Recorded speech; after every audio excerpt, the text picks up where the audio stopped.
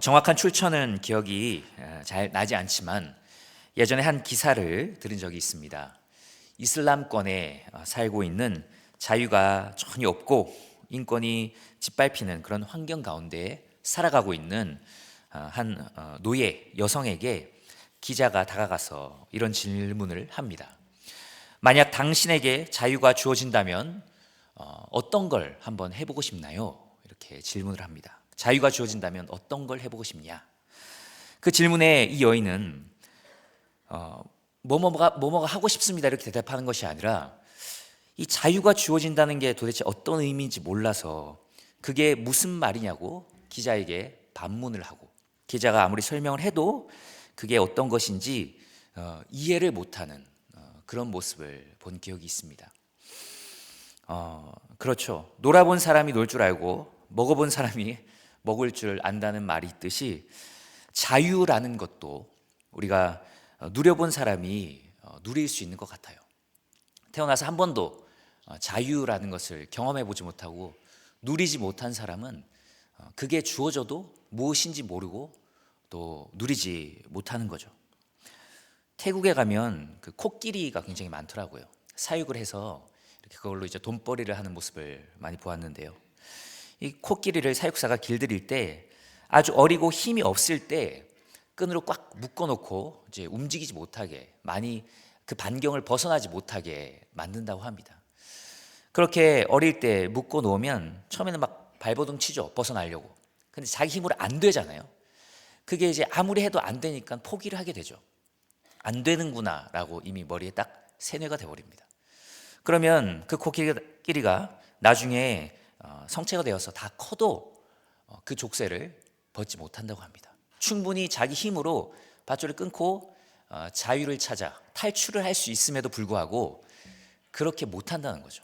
왜냐하면 자기는 이미 밧줄에 묶인 노예라는 것이 머리에 세뇌가 되어 있기 때문입니다.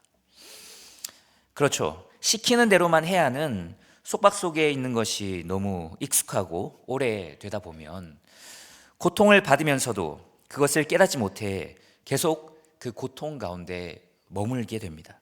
자유가 주어져도 그 자유를 누리지 못하고 속박을 벗어나지 못하고 그리고 계속 또 그 안에서 괴로워하는 그런 모습을 우리가 보게 됩니다. 갈라디아서는 처음에 바울이 전한 오직 믿음으로 구원을 얻는 이신칭의 복음을 받아들였다가 이 할례를 받아서 유대인이 되어야 구원을 받을 수 있다는 그 율법주의자들, 유대주의자들이 이 갈라디아 교회에 침투를 해서 교회를 혼란스럽게 하고 있을 때 갈라디아 교회를 향해 쓴 바울의 서신입니다. 율법주의자들이 할례를 받고 율법도 지켜야 진짜 구원을 받을 수 있다는 식으로 교묘하게 거짓 복음을 퍼뜨리자 이 갈라디아 교인들이 너무도 쉽게 그것을 받아들인 겁니다. 바울은 거기서 이제 깜짝 놀란 거죠. 아니, 어떻게 저렇게 쉽게 참된 이신칭의 복음에서 벗어나서 할례도 받아야 되고 뭐 율법도 지켜야 되고 저런 율법주의적인 잘못된 복음을, 저 거짓 복음을 어떻게 저렇게 쉽게 받아들일 수 있을까라고 통탄해하며 이 펜을 들게 된 겁니다.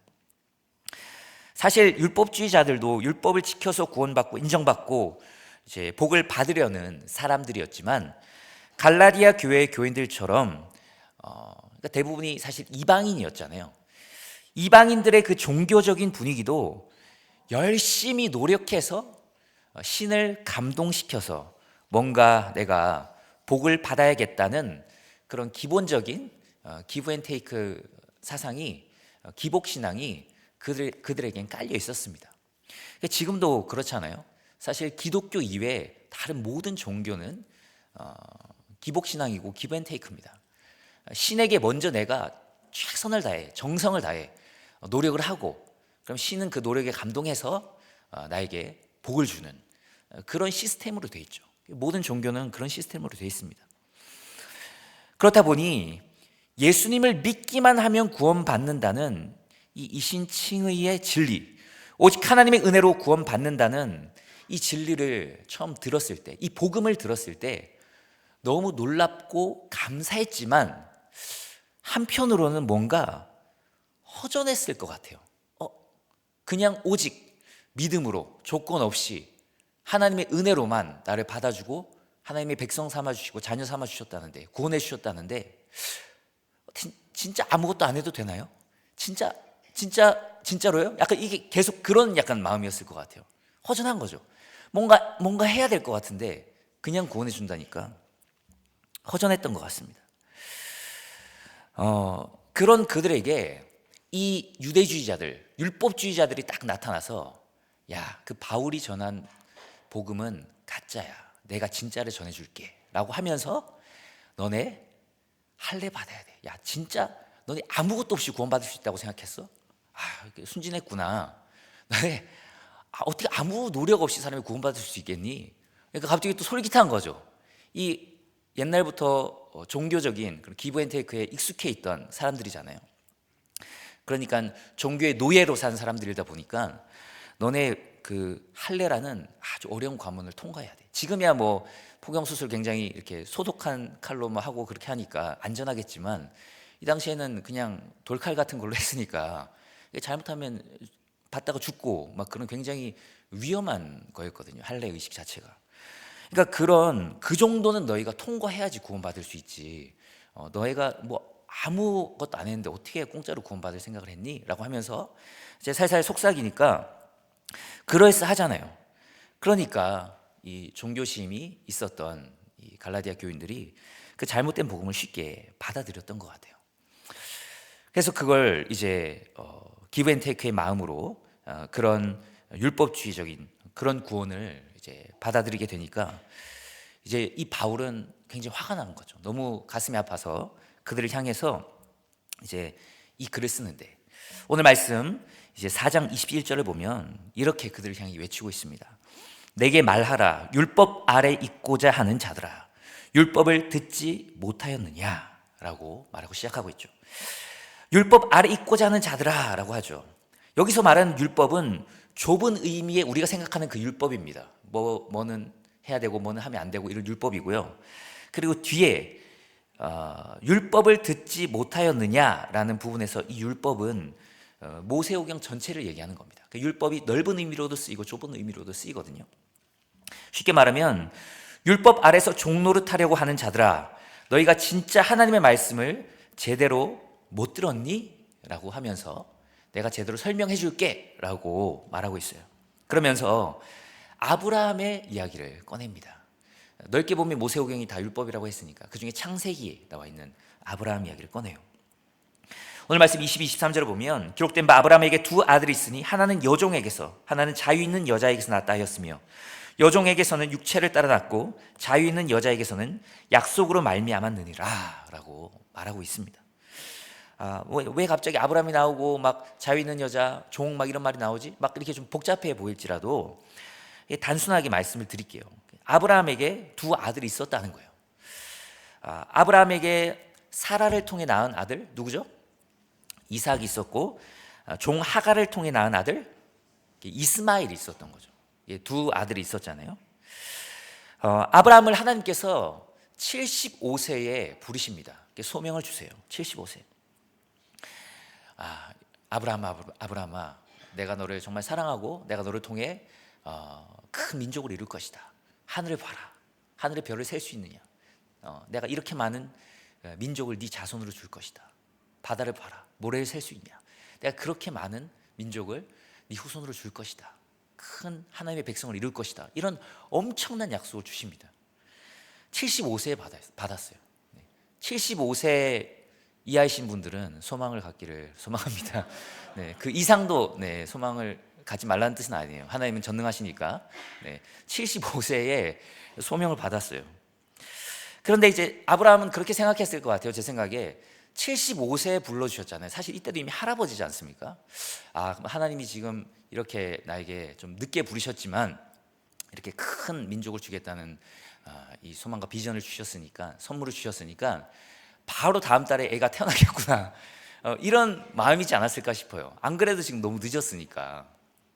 그런데 아브라함이 10년을 기다려도 사라에게서 아무런 일이 일어나지 않습니다. 배가 불러오지 않아요. 그러니까 임신이 되지 않는 거예요. 75세에서 10년이 지나면 몇 살이죠? 85세잖아요. 85세. 그 10년은 20, 30대의 10년하고 달랐을 것 같아요. 75세 지금 당장 다음 달에 애를 낳아야 되는데 이렇게 늦었는데 빨리 하나님 왜 안 주시지? 그런 아주 정말 급한 마음이었을 것 같은데 그 10년을 100년 같은 느낌으로 기다렸겠죠. 10년이 지나도 아이가 생기지 않습니다. 어쩌면 우리가 너무 아브라함을 쉽게 탓할 수는 없는 것 같아요. 많이 기다렸잖아요. 근데 아브라함의 자손을 통해 큰 민족을 이루겠다고 하나님께서 약속을 주셨는데 10년을 기다려도 85세 노인이 되어도 아직 안 주시니까 오히려 사라가 먼저, 아내가 먼저 이 종을 첩으로 하갈을 들여서 하갈과 동침하고 차라리 후손을 낳으세요. 그런 식으로라도 후손을 낳아서 자손을 이어가야 되지 않겠습니까? 라고 합니다. 그래서 이렇게 사라의 말에 순종하여, 그러니까 아브라함이 하나님의 말씀에 순종해야 되는데 사라의 말에 순종해서 하갈과 동침을 하고 자녀를 86세에 낳습니다. 동침하자마자 바로 낳아요. 이스마엘을 낳게 되죠. 그런데 역시 인간적인 방법을 선택한 이 방법 때문에 집안에 큰 풍파가 찾아옵니다. 갈등과 분열이 생겨요. 옛날에는 사실 지금은 분위기가 많이 다르지만 이 당시만 해도 여성의 존재에 어떻게 보면 가장 이유라 그럴까요? 여성들이 가장 자기가 내세울 수 있는 단 한 가지, 이때는 뭐 여성들이 직업도 없고 막 그랬으니까 자랑할 수 있는 단 한 가지가 아들을 낳는다는 거였거든요. 그러니까는 오늘날은 뭐 딸이 훨씬 더 인기가 많고 안 낳아도 뭐 사람들이 이상하게 생각하지 않지만 이 당시 아들을 낳느냐 못 낳느냐는 하늘과 땅 차이였던 거죠. 근데 이 본부인인 사라는 임신을 못 하는데 하갈은 바로 임신을 해서 애를 낳으니까 이 하갈이 사라를 굉장히 무시하기 시작하고 거기서부터 이제 갈등이 시작됩니다. 그런데 하나님께서 아브라함에게 약속하신 대로 언제 또 나타나시죠? 100에서 1 뺀 99세 또 나타나셔서 약속을 한 번 더 확인시켜 주세요. 내가 너를 통해 큰 민족을 이룰 것이다. 아브라함과 사라는 사실 믿음이 좀 약해진 상태였던 것 같아요. 온전히 하나님을 믿지 못합니다. 그러나 하나님은 약속대로 아브라함 100세 때 누굴 주시죠? 이삭을 선물로 주십니다. 그런데 이 이스마엘이, 그러니까 이삭보다 13살 더 많은 이스마엘이 이제 이삭을 굉장히 괴롭히는 거죠. 자기가 형이다, 뭐 첫째다, 뭐 그래서 또 괴롭혔겠죠. 그리고 나이도 한두 살 많은 것도 아니고 13살이나 많았으니까 이삭을 굉장히 힘들게 한 겁니다. 그러니까 또 그 집안에 또 큰 또 갈등과 풍파와 분열이 찾아왔죠. 결국에 하갈과 이스마엘은 이제 쫓겨나게 됩니다. 이제 이 스토리를 가지고 이제 바울이 얘기를 하면서 오늘 말씀 23절에 여종에게서는 육체를 따라 낳고 자유 있는 여자에게서는 약속으로 말미암았느니라 라는 말을 해요. 여종은 하갈이고 자유 있는 여자는 사라입니다. 이 사라와 하갈을 하나의 비유로 표현을 하는 거예요. 비유. 자유인인 사라의 자녀는 자유를 가진 자로 살아간다. 이삭은 자유를 가진 자로 살아가지만 종인 하갈의 자녀 이스마엘은 결국 종 노릇하며 살아간다라고 이야기해요. 하나님은 우리를 이스마엘이 아니라 누구로 태어나게 하셨어요? 이삭으로, 자유자의 아들인 자유인으로 태어나게 하셨는데 우리에게 자유를 주셨는데 왜 종의 멍에를 다시 지면서 고통스럽게 하나님을 막 고통스럽게 그렇게 섬기며 그리고 그 고통을 통해서 인정받으려고 하는 거냐라고 하면서 이 바울이 답답한 마음을 토로하는 거예요. 하나님은 우리에게 자유를 주셨는데 계속 종 노릇하는 거예요. 왕자로 삼아 주셨는데 거지처럼 사는 거죠. 얼마나 안타깝겠어요. 꼭 이런 율법이 아니라도 스스로 굴레를 씌워서 굉장히 율법적인 그런 굴레 속에서 살아가는 사람들도 많이 있습니다. 스스로 그런 걸 만들어서 주변에 또 많은 사람들을 힘들게 하는 사람들도 있어요. 제가 이전에 예전이죠. 아주 오래됐습니다. 사역할 때 어떤 선배 부목사님이 있었는데 뭐 저보다 엄청 나이가 많은 건 아니에요. 한 자릿수 차이가 나는 목사님이셨는데 굉장히 뭘 해야 되고 하지 말아야 되고 이런 게 너무 굉장히 많이 있는 분이셨어요. 그래서 예를 들면 뭐 정장 같은 것도 그렇잖아요. 이거 제가 지금 검색이 아니잖아요. 정장은 교육자는 검색을 입어야 되고, 네, 네, 뭐 항상 장르를 대비해야 돼서 그런 건지 모르겠지만 검색을 입어야 되고, 네, 와이셔츠는 꼭 흰색을 입어야 되고, 제가 유색 색깔 있는 거 입었다가 혼났잖아요. 왜 색깔 있는 거 입냐고. 흰색 입어야 되고, 넥타이는 뭐 무슨 색깔 매면 안 되고, 네, 넥타이에 뭐 반짝이 달린 거는 매면 안 되고, 반짝이 달린 건 담임 목사님만 매야 되고, 뭐 네. 그다음에 뭐 소매는 아무리 더워도 끝에가 살짝 보여야 되고, 막 이런 것들이 이제 너무 많은 거예요. 이래야 되고 저래야 되고. 그러니까 그분 주변에 가까이 가는 사람이 없었어요. 다들 멀리하고 싶은 거죠. 사람들이 다 그런 건 있어요. 나는 그렇게 배웠기 때문에, 익숙하기 때문에 이게 맞다, 이렇게 해야 된다, 그런 것들 다 누구나 있죠. 근데 그게 이제 조금 있는 사람은 괜찮지만 그런 게 너무 많은 사람은 힘들잖아요. 사실 자기도 엄청 힘들 거예요. 왜냐하면 자기가 말하면 자기도 지켜야 되잖아요. 그러니까 뭔 해도 해야 되고 뭔 하면 안 되고, 그런 것 때문에 본인도 엄청 힘들어 보였고, 또 주변 사람들이 힘들게 하니까, 그리고 그걸 깨닫지 못하니까 너무너무 좀 안타까웠습니다. 그렇게 스스로 굴레를 만들어서 그 안에서 율법적으로 살아가는데, 그분이 얼굴이 해피했을까요? 아니면 네, 슬퍼 보였을까요? 네, 슬프고 괴로워 보이는 얼굴이었습니다. 왜냐하면 율법 속에 갇혀서 살았기 때문이죠. 율법주의적인 성도들은 열심히 뭘 하는 것 같아 보여도 그 안에 기쁨이 없습니다. 강제로 하기 때문이죠. 꼭 이렇게 해야만 하나님께 인정받고 복받고 사랑받는다고 생각하기 때문에 그걸 기쁨으로 하지 못합니다. 열심히 하는 것 같아 보여도 행복해 보이질 않는 거죠. 두려움과 걱정과 늘 불안이 그를 사로잡고 있습니다. 그러나 자유함이 있는 성도들은 열심히 해도 감사함과 기쁨으로 열심히 합니다. 자유함 가운데 섬기기 때문이죠. 그래서 대충 보면 둘 다 열심히 하는 것 같지만 하늘과 땅 차이죠. 율법주의적인 태도로 열심히 하는 것과, 이걸 열심히 해서 인정받으려고 열심히 하는 것과, 이미 인정받았기 때문에, 이미 사랑받았기 때문에, 이미 구원받았기 때문에 감사함으로 열심히 하는 건 완전히 하늘과 땅 차이만큼 큽니다. 윷놀이에 꼭 1등을 해야만 하는 사람은 두려움과 걱정과 불안에 사로잡힌 채로 참여하게 될 겁니다. 어떻게 말을 놓을 것인가를 두고 싸우고 갈등하고 분열을 일으킬 수도 있겠죠. 말 한번 잘못 나와서 우리가 졌다 뭐 이러면서. 네. 그러나 자유함 있는 사람은 윷놀이를 즐길 것입니다. 왜죠? 꼴등을 하든 1등을 하든 상관없이 인정받고 하나님께 사랑받는다는 것을 알기 때문입니다. 열심히 무엇을 해서 하나님께 인정을 받는 것, 그러나 그 반대로 나를 조건 없이 받아주시고 구원해 주시고 사랑해 주셨다는 것을 안 사람이 자유롭게 하나님을 섬기는 것, 그것이 그렇게 큰 차이를 가져오는 거죠. 오늘 말씀 갈라디아서 5장 1절 말씀 우리 다 같이 한번 읽어봤으면 좋겠습니다. 시작. 그렇게 해서 우리를 자유롭게 하려고 자유를 주셨으니 그러므로 굳건하게 서서 다시는 종의 멍에를 매지 말라. 아멘. 예수님께서 우리에게 자유를 주시려고 우리 대신 종이 되셨습니다. 예수님은 우리에게 자유를 주시려고 자신은 속박되시고 매맞으시고 십자가에 달려 죽으셨습니다. 예수님께서 피로 사신 그 자유를 사랑하고 온전히 누리는 그런 은혜가 있기를 축복합니다.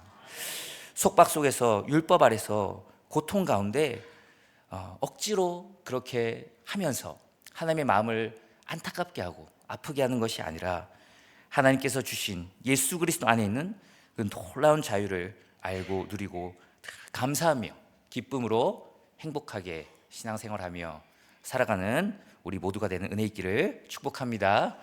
함께 찬양하고 기도하시겠습니다.